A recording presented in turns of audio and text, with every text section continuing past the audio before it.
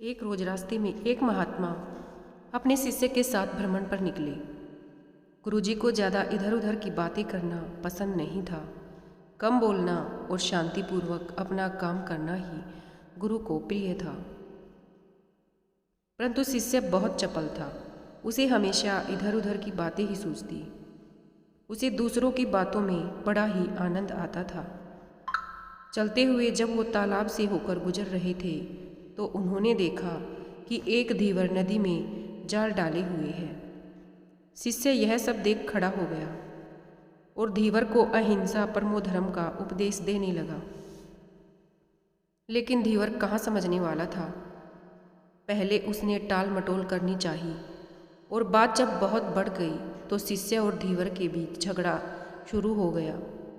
यह झगड़ा देख गुरुजी तो उनसे उनके बीच में आए, लौटे और शिष्य को अपने साथ चलने को कहा एवं शिष्य को पकड़कर ले गई।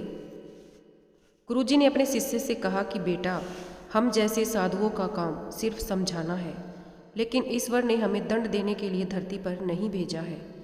शिष्य ने पूछा कि महाराज को न तो बहुत से दंडों के बारे में पता है और न ही हमारे राज्य के राजा बहुतों को दंड देते हैं, तो आखिर इसको दंड कौन देगा। शिष्य की इस बात का जवाब देते हुए गुरुजी ने कहा कि बेटा, तुम निश्चिंत रहो, इसे भी दंड देने वाली एक अलौकिक शक्ति इस दुनिया में मौजूद है, जिसकी पहुंच सभी जगह है। ईश्वर की दृष्टि सब तरफ है और वो सब जगह पहुंच जाते हैं। इसलिए अभी तुम चलो, इस झगड़े में पड़ना गलत होगा, इसलिए इस झगड़े से दूर रहो।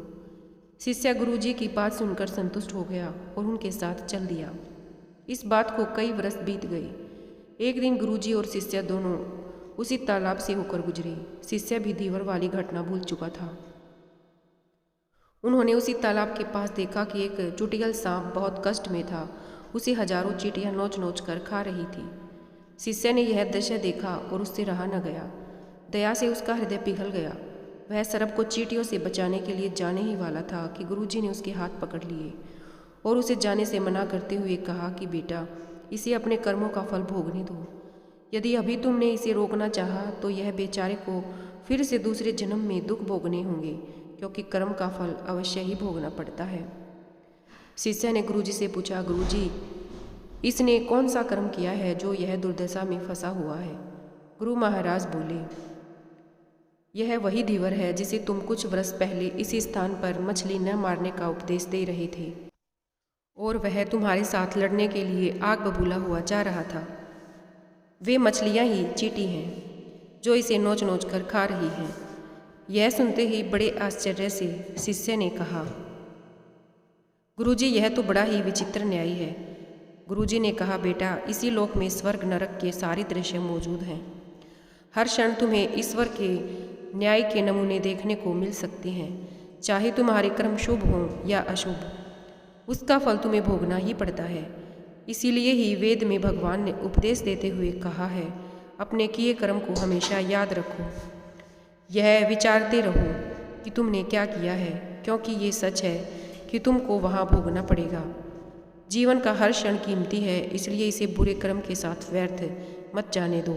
अपने खाते में हमेशा अच्छे कर्मों की बढ़ोतरी करो, क्योंकि तुम्हारे अच्छे कर्मों का परिणाम बहुत सुखद रूप से मिलेगा। इसका उल्टा भी उतना ही सही है। तुम्हारे बुरे कर्मों का फल भी एक दिन बुरे तरीके से भुगतना पड़ेगा। इसलिए कर्मों पर ध्यान दो, क्योंकि वो ईश्वर हमेशा न्याय ही करता है। शिष्य गुरुजी की बात स्पष्ट रूप से समझ चुका था। यह 100% सच है कि ईश्वर हमेशा सही न्याय करते हैं और उनके न्याय करने का सीधा संबंध हमारे अपने कर्मों से है।